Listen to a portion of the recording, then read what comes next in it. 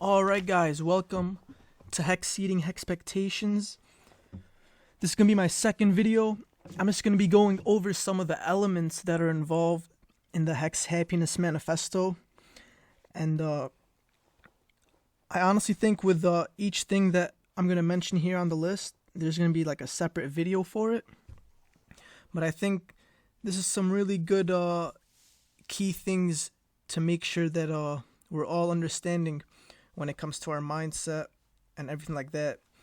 So the first one is, when you're a person with high value, people are going to test you. So a lot of people, when they're getting tested by somebody, they're like, oh, like, why are they doing this? Like, why are they testing me? Like, why are they saying this about me? Like, why they tell me to do that? Blah, blah, blah, blah. The thing you're not understanding is, if they didn't see any value in you, they wouldn't be testing you to begin with. They'd be dismissing you and just completely ignoring you, not giving you any time or energy at all. The fact that they're testing you, what they're saying is they're basically impressed by you. They're impressed by you, and they want to see if you're really who you're presenting yourself to be. If they weren't impressed by you, they wouldn't care if you were to, beat the test or not. So why are they going to test you to begin with if they don't care about you or if they're not impressed about you, So the second one is, social interactions are always going to be awkward and uncomfortable if the person you're talking to doesn't know the reason that you're talking to them. So I want you guys to imagine right now, you're at the grocery store, you're picking out your vegetables, like you're literally imagining you're in front of the broccoli and all that, and somebody comes up to you like, hey, hi, my name is Brad, nice to meet you. You're going to be like, okay, yeah, hi, how are you? And then they're just like, so, how's your day? How's it going?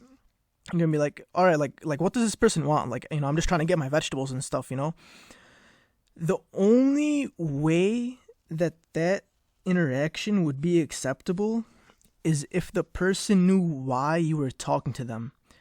So it can be as simple as, let's say, hey, I'm new in town, I'm just saying hi, trying to meet new people, I'm whatever, I'm Julian, what's your name? So just saying that, now they know why you're talking to them, and it's so much easier to talk to people when they know the reason that you're talking to them. Number 3 is, no one is coming to save you. So we're adults physically, but a lot of us mentally have never graduated childhood. We think complaining and throwing a tantrum online that somebody's gonna come and save us, like we're even conditioned in like the Disney movies and all that, oh, there's a horrible life, life sucks for this person, whatever, and then bam, out of nowhere, they do absolutely nothing, and then out of nowhere they get saved. And we never let go of that paradigm or narrative ever. So you have to accept that no one is coming to save you. Like, no one cares if you succeed or fail. Like, nobody cares. Even your family. At first, they'll help you. With your first small problems and all that. But then eventually, after a while, you'll start being labeled as that. You'll start being labeled as the problem. Like, oh, that's just problem Patrick. Are they gonna lose sleep over it over time? No. It is what it is. When you see a homeless person on the street, do you lose sleep over it? Of course not. Do you feel bad about it? Yeah. But you have to put yourself in that state of denial, and that's exactly what people do. So, you have to save yourself. You have to put the time and effort and work in to save yourself. Nobody's going to do it for you. Just like the pulse chain sacrifice, you can't be expecting work from other people. Number 4 is, you have to ask yourself, why do you think that you're not good enough? And for a lot of people, it comes back to them being guilty about something, So a lot of people, they'll have opportunities right in front of their face and they'll self-sabotage it subconsciously. And when you go into a deeper layer, the reason they're self-sabotaging all their opportunities is because they feel like they're not deserving. And the reason they feel like they're not deserving is that they're guilty about something they've done in the past, and because of that guilt, they feel self-hate. So you can literally give these people millions of dollars and they will run through it and self-sabotage all their opportunities because they can't live with themselves having it good because they don't feel like they deserve it because of whatever, they believe they're guilty of or feel guilty about. Number 5 is ask yourself, what if you're not good enough? What if you're going to be alone forever? What if you're never ever going to reach your potential? What if you're never ever going to truly succeed? And really sink into these thoughts. What if? A lot of people can't even allow their minds to think of these thoughts. What happens? You're going to feel something poking at you. And that's the energetic links that you have, towards this thought. So by triggering yourself to feel those energetic links, by asking yourself, what if I'm not good enough, and really sinking in and not distracting yourself with your phone or whatever it is to get out of it, but really sinking in, you're able to allow yourself to feel it and let go of it. And that's the only way to free yourself.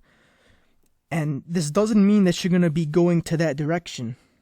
Your intention is still to succeed, but it's coming from I'm playing to win versus playing not to lose. You're doing it in a state of abundance, not in a mindset of scarcity. And you just have to change your paradigm of things. And like I said, we're going to be getting deeper into all of these things. This is just giving you guys like an outline or a taste of what's gonna be the type of content and things like that. Number 6 is it's not about you feeling sad. It's your relationship with the feeling of sadness. So if you hate feeling sad, when you feel sad about something, not only are you feeling sad already, you hate yourself for feeling sad. Then you feel worse. And then what happens? You feel even worse about yourself. You hate yourself even more for feeling worse about feeling sad. Like it's this crazy loop. So I don't know if you guys understood what I said, but if you hate feeling sad, you hate yourself for feeling sad, then you feel worse, and you hate yourself even more for feeling sad and worse. So imagine as a kid, you grew up and you were conditioned to think, sadness is the goal. You see these YouTube videos, I've been working, for so long, I sacrificed so much, I did all this and that, and finally, after all these years, I finally feel sad. Like sadness was the goal. Like you see online people talking about, yeah, I feel sad. Yeah, I love feeling sad. The second you feel sad, your relationship with sadness would change. You'd be like, oh, yeah, I'm sad. Yeah, I love being sad. But all that changed was your relationship of sadness. Like the feeling of sadness is still the same, but your relationship with it changed because now you see it as something, you're not keeping it in a negative light, Feeling sad and feeling whatever emotion you're feeling it's completely normal. So it's not something, any emotion that you feel, you shouldn't be putting, a label of bad on it. There is a reason you're feeling sad. You have to understand, okay, what's the reason that I'm feeling sad? Not stuff it down and ignore it. The fact you're feeling sad, your mind is telling you, hey, there's a problem. You gotta address it. And if you don't address it, we all know it's just gonna get bigger and bigger and bigger and bigger. So look at your relationship with sadness. Like I said, if you were conditioned as a kid to think sadness is the goal, and that's what the cool thing is, you'd be happy when you get sad. Number 7 is treat yourself like you treat a child. So, people are always so hard on themselves, like, oh, I gotta keep working, I can't stop, let's keep going, or, you'll mess up on something and you'll feel guilty about it and you won't let yourself move on. Let's say like you had a child and they're like, oh, like this thing is just so hard and challenging and I just can't get it. Like, what if I'm just not good enough? Are you gonna tell that child, yeah, you know what, you might not just be good enough. You know what, just come here. I'm gonna lay with you. You might not just be good enough. It's whatever. Are you gonna tell that kid that? Are you gonna tell him like, yeah, you're pretty lousy. You don't have what it takes. No, you're gonna be like, I know it's challenging. I know it's hard, but I know you can do it. Don't give up. You're gonna motivate that child. So if you're gonna do that for a child, why aren't you doing that for yourself whenever you're going through something? Why are you cruel to yourself? Why are you torturing yourself? Like, you have to understand it's okay to feel whatever type of way or emotion that you're feeling. Like, it's okay. The thing to do isn't to ignore it. You have to embrace it, and go through it, Number 8, and like I said, we're going to get deeper into all of this. Like, this is just, like I said, just like a taste test. Number 8 is true love is not this, true love is, there's a star in the sky and it breaks in half and one half has to find the other half, and when they meet, that's true love. Like, BS. True love is when two complete people with synergy come together. Two halves is attachment and need, which is not love. So complete yourself. Get out of this thing where, oh, she completes me, oh, he completes me, we need... No. Complete yourself, and then you can make something so much more magnificent with two complete people instead of two halves. Number 9, you can't mess up this life. No matter what you do, you needed that to happen to learn from it. No matter what you do or choose, it's always the right choice. Even if the choice, even if it's going down or, your choice wasn't correct, that choice is leading you to where you should go anyways. So there's no messing up. Like, whatever happens, you needed it to happen to learn from that experience, to get to where you need to be. Number 10, no one can approve of you or disapprove of you because they don't know you.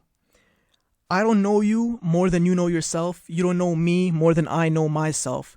So you don't have the right and you don't have enough knowledge to approve or disapprove of me. If I'm going to tell you my opinion, on how the iPhones are made and how they're manufactured, are you going to listen to me? Or are you going to listen to this, let's say there's another tech guy right next to me that works at Apple, and at the, whatever, he's a tech guy that works at Apple. Who are you going to trust more about the, whose opinion are you going to trust more? Obviously his, because he knows more about it. It's not my expertise. And you as a person is not my expertise. You know more about yourself than I do. So you have to understand, nobody can approve or disapprove of you except yourself. And that's all, guys. Tune in for the next video. Love you.